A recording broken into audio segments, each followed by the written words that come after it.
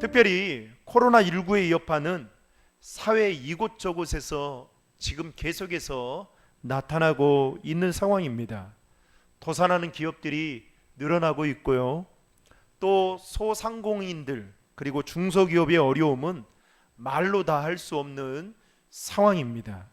게다가 코로나19로 인해서 실직자가 많아지게 되면서 여러분, 실직자들의 구직 활동을 돕기 위해서 지급하는 그 실업급여 지급액이 여러분 코로나가 시작되어지는 2월에요 6,129억 원이 되었다고 합니다. 그런데 4개월이 지난 그 5월에는 7,587억 원으로 역대 최고치를 기록했다고 합니다.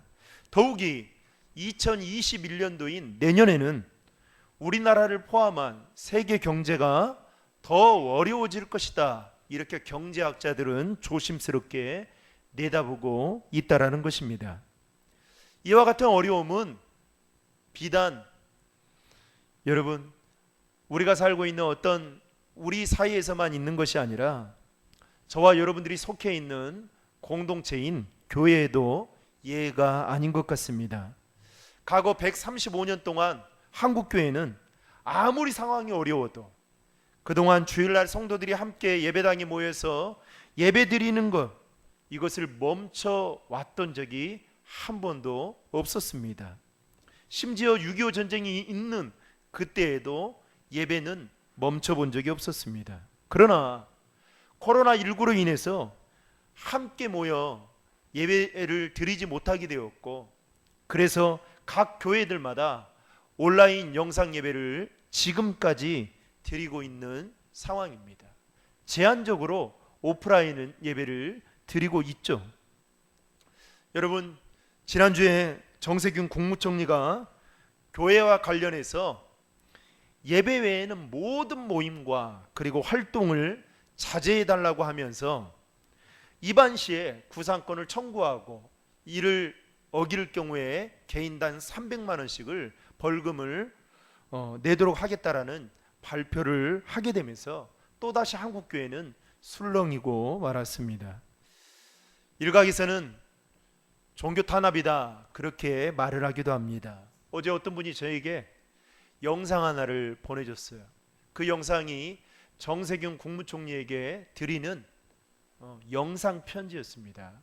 어떤 목사님께서 11분가량 되는 영상을 찍어서 보냈는데요. 그 영상을 보면서 마음이 울컥했습니다.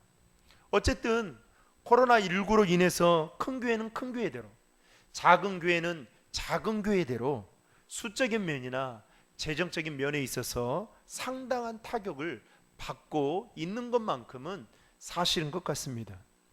더 우려가 되는 점은 여러분, 신천지를 시작으로 교회 마을 코로나 확진자가 생기게 되면서 비신자들이 교회를 바라보는 그 이미지나 불만의 목소리가 점점 더 커져가고 있다라는 것입니다.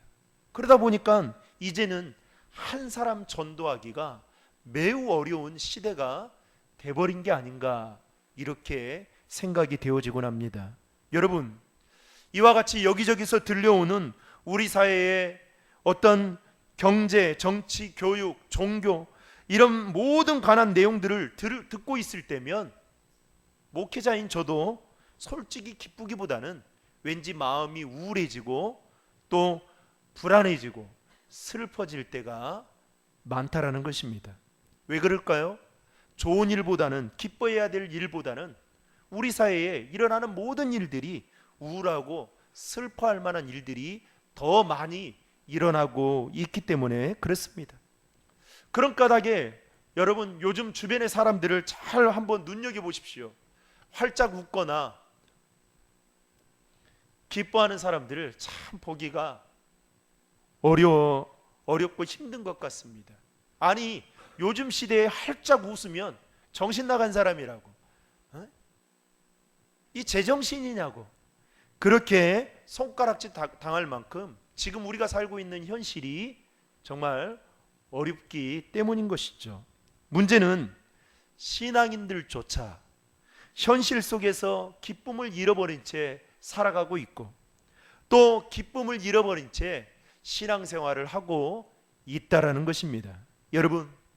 여러분에게 한번 질문해 볼까요? 오늘 교회에 나오는 여러분들의 발걸음과 마음이 정말 설레이고 여러분 기쁘셨습니까? 아멘 소리가 적은 거 보니까 힘든가 봐요. 기쁨이 없는 주일 성수, 기쁨이 없는 예배, 기쁨이 없는 봉사, 여러분 이것은 오히려 우리를 더 지칠게 만든다는 사실입니다. 오늘 우리가 살펴보게 될 빌립보서의 말씀은 바울이 로마 감옥에 갇혀 있을 때 썼던 편지라고 해서 옥에서 쓴 편지다라고 해서 옥중서신이다 그렇게 부르기도 합니다. 여러분 우리가 잘 알다시피 바울이 쓴 옥중서신에는 오늘 본문 말씀인 빌립보서를 포함한 에베소, 골로새서, 빌레몬서 총 4권의 책이 옥중서신이라고 말을 합니다. 당시 빌립보 교회는 유럽에 세워진 첫 번째 교회였습니다. 사도행전 16장에 보면 바울과 실라가 빌립보에서 복음을 전하는 중에 귀신 들린 한 여종을 만나게 됩니다. 한 어린아이를 만나게 돼요. 그런데 그 어린아이가 귀신에 사로잡혀서 점을 치면서 더 문제가 되는 것은 그 여자아이를 통해서 수익을 거둬들이는 주인이 있었다는 겁니다. 그러니까 바울과 실라가 그 아이를 보고 너무 마음이 아픈 거예요. 그래서 어떻게 합니까? 그 여종을 사로잡고 있는 귀신을 쫓아내 줍니다. 그 일로 인해서 바울과 실라는 억울한 누명을 쓰게 되고 이제 빌립보 감옥에 갇히게 되었죠. 그 후로 바울과 실라의 삶은 그야말로 삶이 아니었습니다. 감옥 생활을 한마디로 끔찍했습니다. 감옥에서 얼마나 많이 맞았던지 온몸은 피로 물들었고 그들의 발은 착고에 매인바되었습니다. 그럼에도 불구하고 바울과 실라는 성경에 보면 사도행전 16장에 보면 한밤중에 하나님께 찬양하고 큰 소리로 기도하였다 그렇게 표현하고 있습니다. 그때 하나님께서 바울과 실라의 찬양과 기도 소리를 들으시고 그 현장 가운데 강력하게 역사하시자 여러분 어떤 일이 일어났습니까? 옥터가 흔들리고 옥의 문들이 열리고 모든 매인 것들이 풀려지는 벗어지는 놀라운 역사가 그 현장 가운데 일어나게 된 것입니다. 이 모든 일을 그 옆에서 그들을 지키고 있는 간수가 보게 된 것이죠. 간수에게는 바울과 실라에게는 기쁨이었지만 간수에게는 이제 그거에 대한 막중한 책임을 그는 이제 받고 그에 따른 심판을 받게 될 때 간수가 얼마나 마음이 불안했을까요? 두려웠을까요? 그때 바울이 그 간수에게 그래서 자기를 알려고 하잖아요. 그때 바울이 그 간수에게 뭐라고 말합니까? 우리가 너무나도 잘 알고 있는 주 예수를 믿으라. 그리하면 너와 내 집이 구원을 얻으리라. 복음을 전하고 있다라는 겁니다. 어디서요? 감옥에서. 그 일을 통해서 간수와 그의 가족 모두가 예수를 믿고 세례를 받게 되는 놀라운 역사가 일어나게 됩니다. 그리고 사도행전 16장 34절에 보면 이렇게 이야기하고 있습니다. 그와 온 집이 하나님을 믿음으로 크게 기뻐하니라. 간수와 간수의 가족들이 하나님을 믿는 것이 어떻게요? 무엇으로 나타나고 있습니까? 기쁨으로 나타나고 있다라는 것입니다. 이러한 것들을 보면 빌립보는 감옥과 여러분 깊은 관련이 있음을 알 수 있습니다. 또한 빌립보 교회는 고난 중에 크게 기뻐함으로 세워진 교회이기도 했습니다. 오늘 본문 4절을 보시면 바울은 로마 감옥에서 빌립보 교인들에게 이렇게 말씀하고 있는데요. 우리 4절 말씀을 다 함께 읽겠습니다. 주 안에서 항상 기뻐하십시오. 내가 다시 말합니다. 기뻐하십시오. 여러분 4절 말씀에 보면 기뻐하라는 말이 2번이나 나오는 것을 볼 수 있습니다. 여러분 빌립보서는 총 4장으로 아주 짧게 구성되어 있습니다. 그런데 그 빌립보서라는 이 서신서 안에는 기쁨, 기뻐하라는 말이 총 18번이나 기록되어져 있습니다. 그래서 이제 이 빌립보서는 기쁨의 서신이다라고 부를 정도로 기쁨, 기뻐하라는 이 말을 많이 강조하고 있는 것을 보게 됩니다. 어쨌든 바울은 오늘 본문에서 빌립보 교인들에게 반복적으로 뭘 강조하고 있습니까? 기뻐하라, 그렇게 강조하고 있다는 것입니다. 여러분, 바울이 처한 상황을 보면 그는 지금 빌립보 교인들에게 기뻐하라라고 말할 수 있는 상황이나 형편이 되지 못했다는 것입니다. 그는 지금 어둡고 캄캄한 로마 감옥에서 언제 사형당할지도 모르는 그러한 자신의 생명이 이태로운 상황 속에서 그는 하루하루를 살고 있었던 것입니다. 그러니 여러분, 어찌 기뻐할 수 있겠습니까? 인간적으로 보면 하나님이 야속하게 느껴졌을 거예요. 왜요? 바울이 로마 감옥에 갇히게 된 것은 복음을 전하다 갇혔기 때문이죠. 그러면 여러분, 우리는 어떻게 생각할 수 있습니까? 내가 하나님의 일을 하는데 하나님이 내 인생을 더 잘 책임져 주고 좋은 길로 인도해 주셔야 되는데 하나님 어쩜 이럴 수 있습니까? 우리 대부분 사람들이 이렇게 반응하겠죠. 기뻐할 수 없을 겁니다. 그런데 놀랍게도 오늘 본문을 보면 바울은 빌립보 교인들에게 뭐 하라고요? 기뻐하라, 이렇게 말씀하고 있다라는 것입니다. 여러분, 바울이 왜 빌립보 교인들에게 이렇게 기뻐하라, 기쁨을 강조하고 있는 걸까요? 당시 빌립보 교회는 이 분쟁에 크게 휘말려 있었습니다. 빌립보서 4장 2절에 보면요, 제가 읽어드리겠습니다. 내가 유오디아에게 간청하고 순두계에게니 간청하니 주 안에서 같은 마음을 가지십시오. 여러분, 금방 읽었던 빌립보서 4장 2절 말씀을 통해서 유추해 볼 수 있는 것은 빌립보 교회 안에는 두 여성의 지도자들이 있었음을 알 수 있습니다. 한 분은 유오디아라는 여성이고 또 한 분은 순두계라는, 어떤 분은 순두부 이렇게 말하는데 순두계라는 여성이 빌립보 교회 안에 있었던 것 같습니다. 그런데 여러분, 빌립보 교회는 바울이 그리스로 건너가서 첫 번째로 세례를 주었던 사람이 누굽니까? 자주장사, 옷감을 팔았던 자주장사 루디아라는 여인입니다. 그래서 그 루디아라는 여인을 통해서 세워진 유럽의 최초 교회가 빌립보 교회였던 것이죠. 그러다 보니까 빌립보 교회는 유난히 여성들의 지도력이 강했던 교회였던 겁니다. 아마도 여성들이 더 많지 않았을까라는 생각을 해보게 되는데요. 그런데 이 빌립보 교회 안에 핵심적인 역할을 했던 두 여성, 유오디아와 순두계가 어떠한 일인지 성경에서는 잘 기록되어 있지 않아서 모르겠지만 이 두 사람과의 사이가 그다지 좋지 않았던 것 같습니다. 그러다 보니까 이 빌립보 교회는 분열 직전까지 올 정도로 매우 심각한 상황에 이르게 되었던 것이죠. 이런 소식을 사도 바울이 로마 감옥에서 다 듣고 그리고 썼던 편지가 바로 저와 여러분들이 지금 보고 있는 빌립보서 말씀입니다.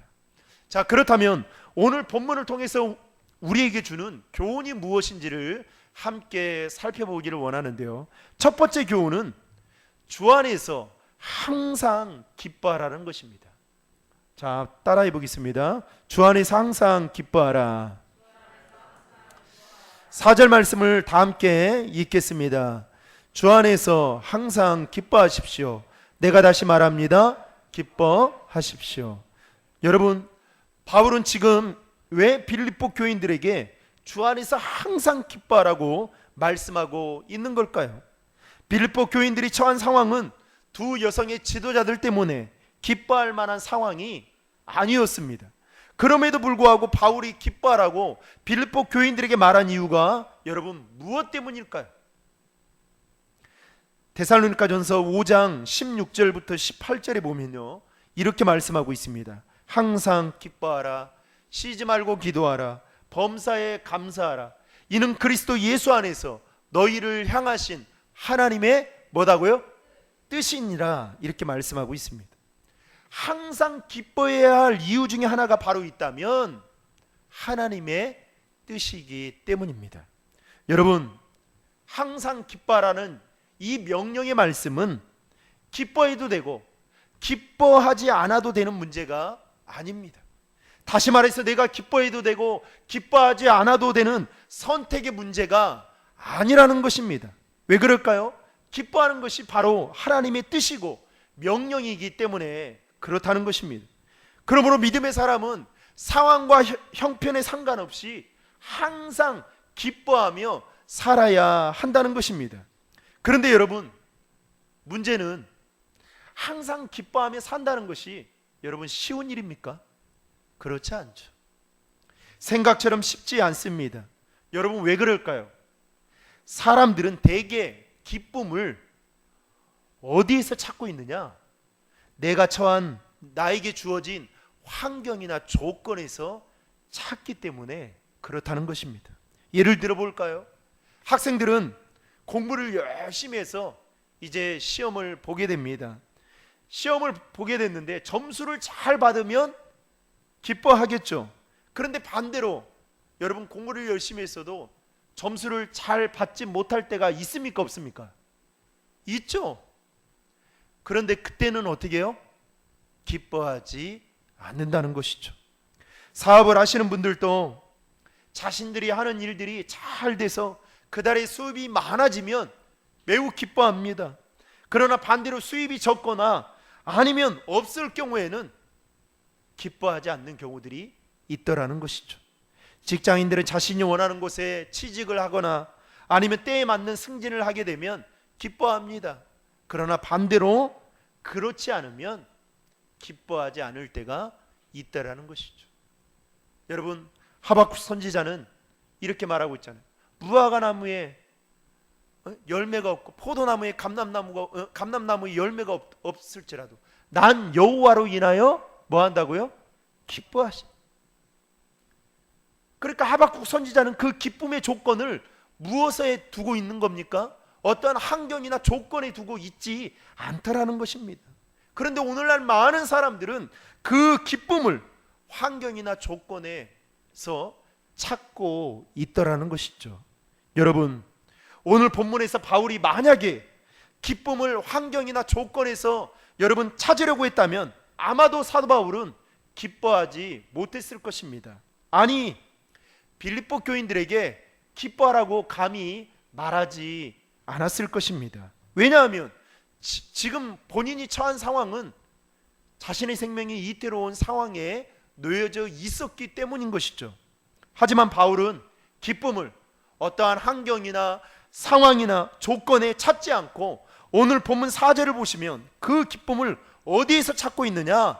바로 주 안에서 찾고 있다라는 것입니다. 그래서 뭐라고 말합니까? 주 안에서 항상 기뻐하십시오.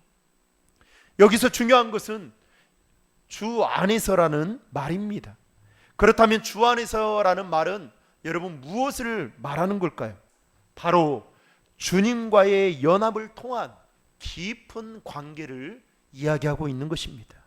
그래서 여러분, 성경은 신앙생활을 다 뭘로 비유하고 있습니까? 관계로 비유하고 있는 것을 보게 됩니다.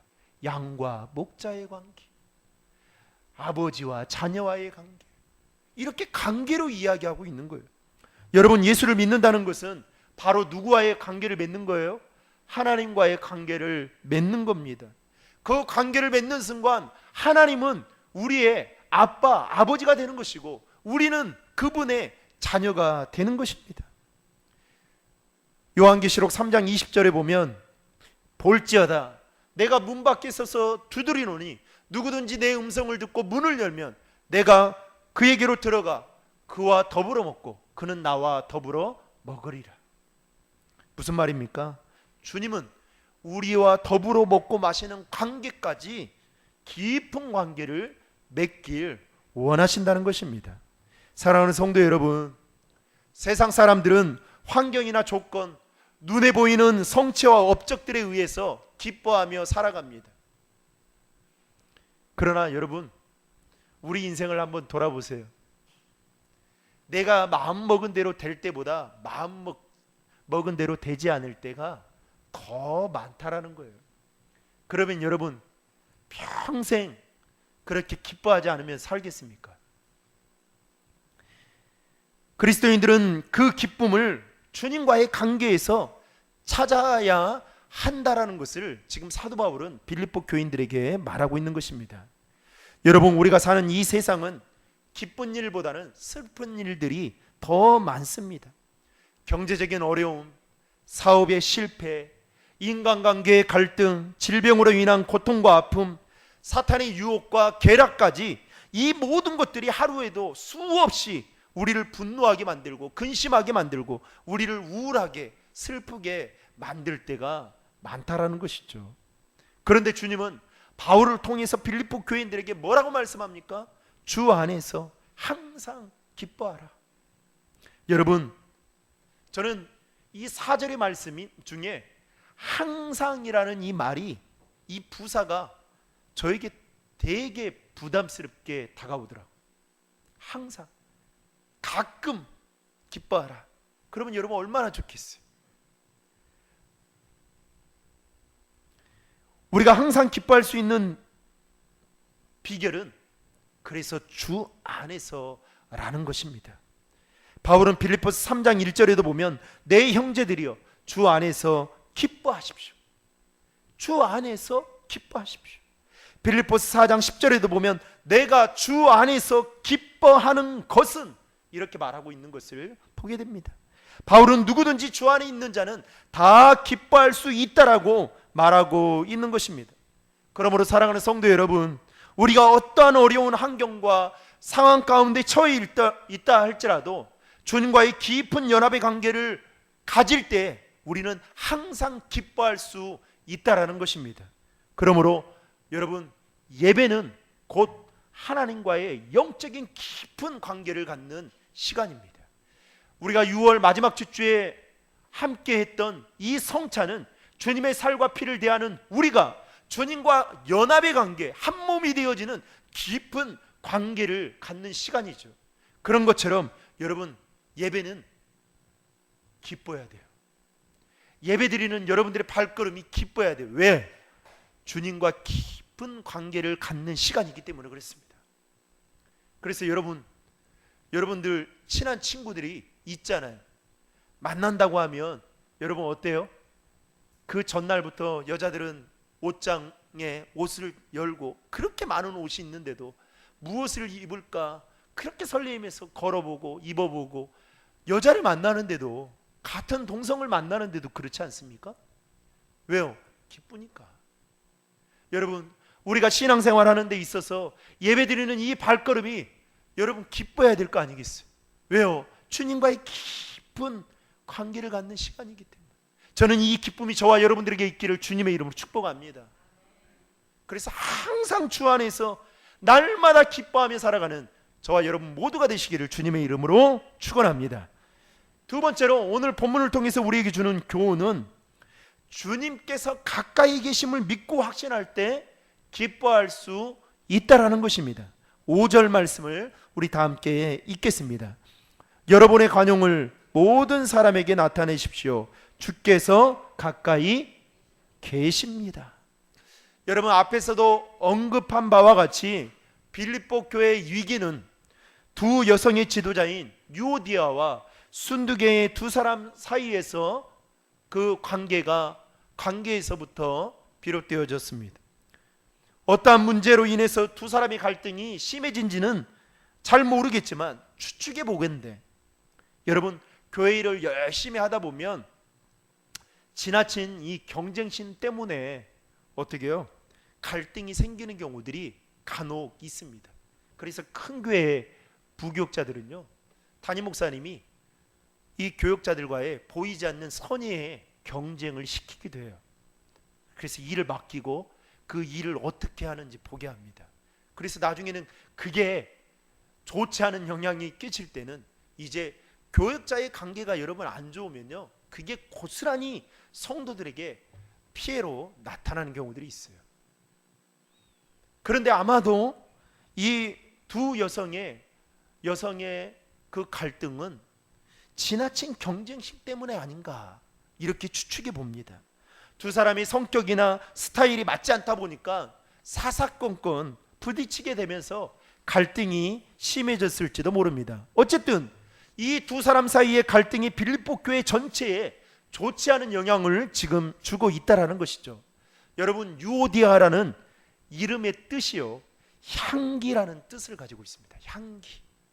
그리고 순두개라는 이 이름의 뜻은요, 행운이 있는 이 뜻을 가지고 있습니다. 그런데 이 두 사람의 갈등이 심해지게 되면서 유오디아는 향기, 그리스도의 향기를 풍기는 자가 아닌 악취를 풍기는 자가 되었고요. 그리고 순두개는 행운을 주는 사람이 아닌 불행과 상처를 가져다 주는 사람이 되었던 것입니다. 한마디로 이름값을 하지 못한 여성들인 것이었죠. 여러분, 왜 그렇게 되었을까요? 5절 말씀을 통해서 우리는 그 사실을 찾아본다면 유오디아와 순두개는 하나님께서 그들과 가까이 계심을 잠시 잊어버렸기 때문에 아닌가 이렇게 생각해 본다는 것입니다. 만약에 이 두 사람이 하나님이 자신들과 가까이 함께 계심을 믿고 그 사실을 인식했더라면 여러분, 갈등이 이렇게까지 심해지지는 않았을 것입니다. 왜요?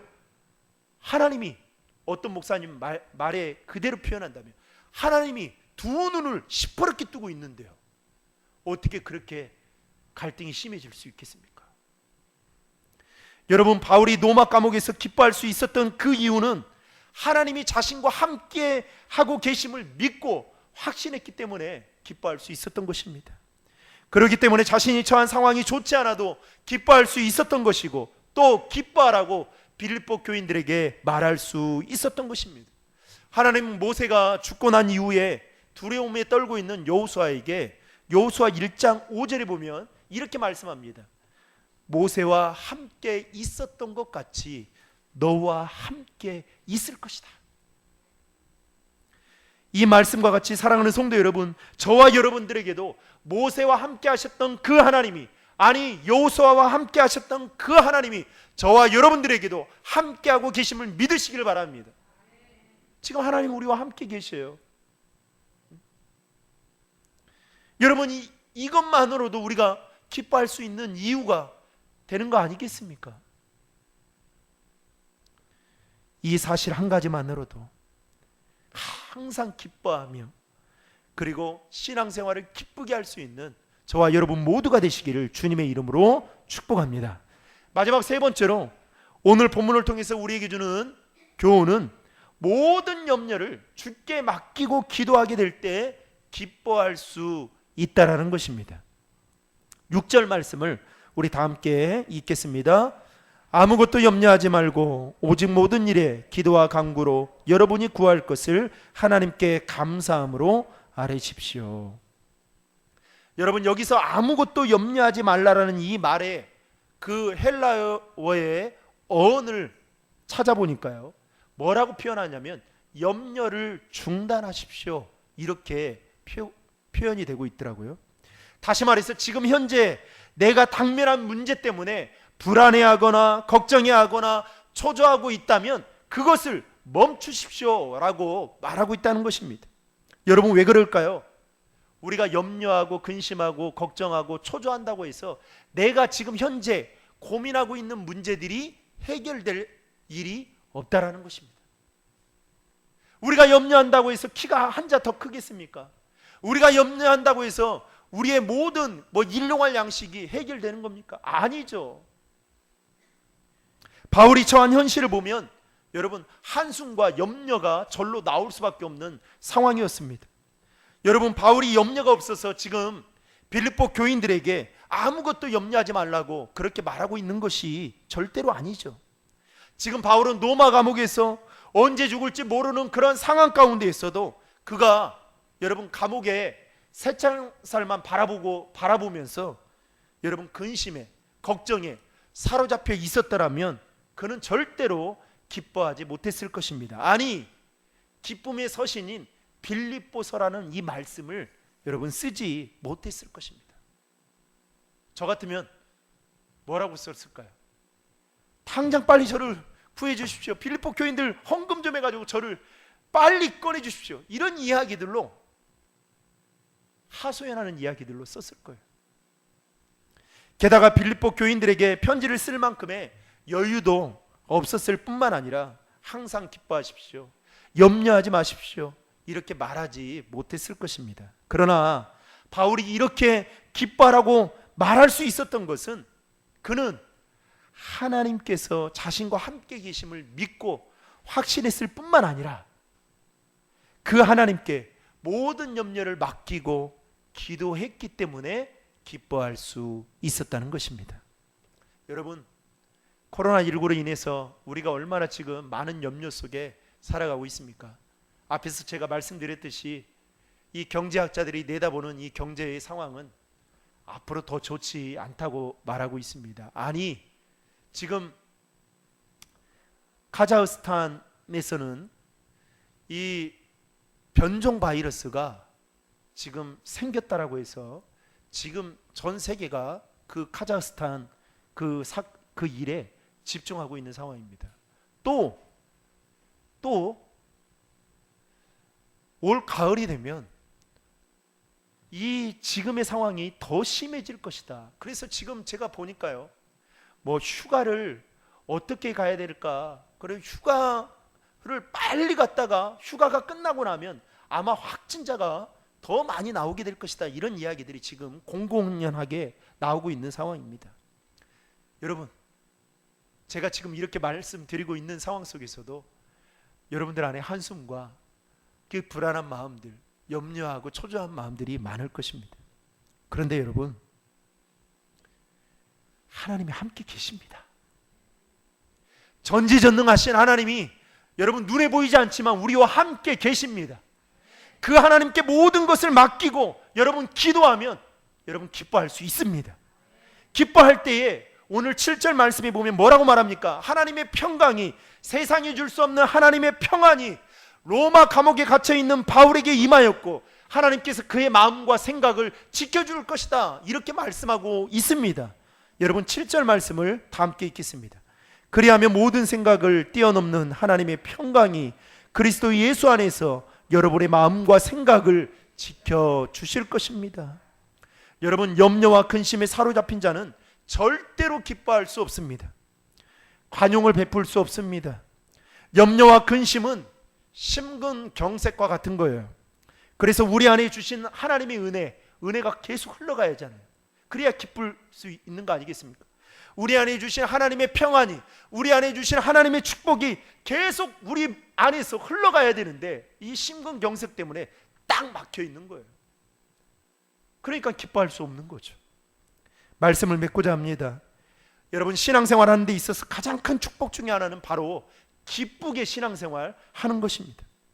사랑하는 성도 여러분, 신앙생활을 정말 기쁘게 하기를 원하십니까?